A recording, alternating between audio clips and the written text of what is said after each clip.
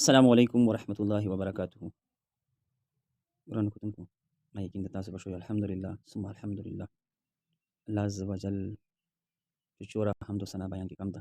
الحمدلله تاسو په موږ په من چې د رب تعالی میلمه میاشت ماه رمضان آمد ده. الحمدلله او خدای رحمان کروڑها احسان چې تاسو موږ ته ماه رمضان غوندې عظیم الشان نعمت عطا فرمایله.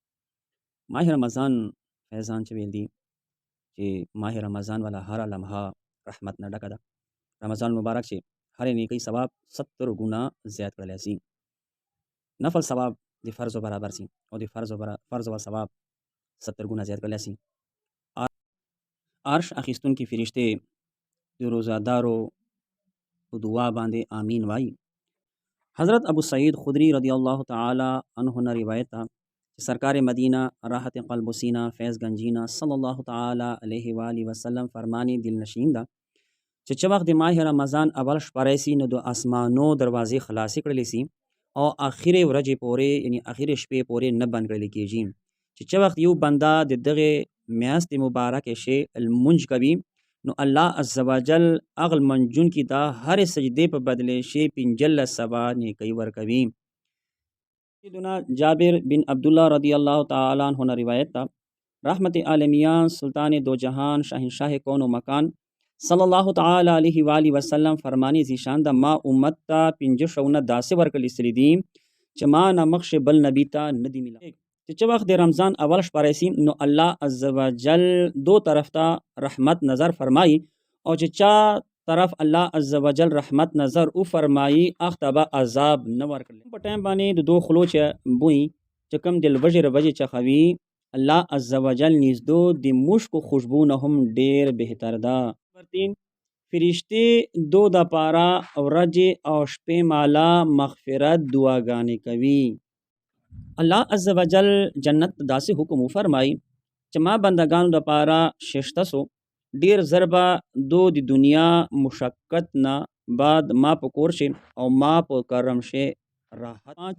چې وخت د ماه رمضان اخیره شپه راشي نو الله عز وجل د ټولو مغفرت فرمایي. قوم شي یو کس چې سره عرض وکړه یا رسول الله صلی الله تعالی علیه و آله وسلم ولدا ليله القدر ده. سرکار مدینہ صلی الله تعالی علیه وسلم ارشاد تو فرمایله نه تاسو ندی کتلی چې وخت یو مزدور کار نه فارغ اسی نو اخته مزدوری په بدلې شي پیسې ملاويږي. مراد دادا چې د ټوله روزي نیولونکو د پاره چې 4 روزي ونیولې جنت دی اخ کس د پارا اجرت یعنی مزدوری. ابو هريره رضی الله تعالی عنہ نے مروی دا حضور پر نور شافع یوم النشور صلی الله تعالی علیہ وآلہ وسلم فرمانے سرور دا پنجسر المنجونا ایوا جمعه تر بل جمعه پورې او ماه رمضان تر بل رمضان پورې د گناهو کفاره ده تر هغه پورې چې وخت دا گناهونه. عبدالله ابن مسعود رضی الله تعالی عنہ نے روایت سرکار مدینہ صلی الله تعالی علیہ وسلم ارشاد فرمایله رمضان شریف ہر شپې شي آسمانوں سے صبور پورے یو آواز کون کے فرشتہ دا سے آواز کبھی اے شگڑے غشتون کیا ارادہ پا خاکا او خوشحال سا او اے بد کار کون کیا ارادے والا برائی نہ باز رہسا طلب چوک صدا سے مغفرت طلبگار چہ دی اخ طلب پورا کر لیسی چوک صدا تو بھی کون کیا چہ دی اخ توبہ قبول کر لیسی چوک صدا دعا غشتون کیا چہ دی اخ دعا قبول کر لیسی چوک صدا سے فقیر چہ دی اخ سوال پورا کر لیسی. اللہ عز وجل رمضان مبارک ہر شپیشے افطار پر ٹائم بانے 60,000 گناہگاران دوزخ نہ آزاد فرمائی اور عید پر رجے باندے دو ټولې میاشتې برابر گناہگارانو بخشش. کو چې حدیثان مبارک تاسو واورېدل موږ ته هم پکار ده رمضان آمد ده اوس چې ان شاء الله د ښه نیتونه وکړو ان شاء الله هر شپه به تلاوت کوو او کم از کم ټول رمضان چې به 3 وارته قرآن پاک ختم کوو دغه څرنګه نوافل به ادا کوو تهجد به ادا کوو ځکه چې سحري په ټایم باندې هسې هم چیکسلی خو یو نو موږ ان شاء الله که چېرې دا نیت شي وي چې سحري چې مخکې 2 رکعته نفل ادا کړو نو دې ثواب به موږ ته په مفته چې میلاویږي. او رمضان چې تاسو څرنګه واورېدل چې رمضان مبارک چې هرې سجدې په بدلې شي 1500 نیکۍ دي او الحمدلله صرف د تراویح چې که موږ سوچ ته وکړو نو زران په لحاظ سره موږ نیکۍ میندولی سو. دغه څرنګه عام ورځو چې موږ تلاوت کوو هغه بل ده خو رمضان چې موږ تلاوت کوو هغه بل برکات دي. نو شیشې نیتو سره رمضان تېرولو نیتونه وکړو ان شاء الله رب تک منظور و رمضان و مټول عبادت. رمضان مبارک مو ډېر مبارک سه.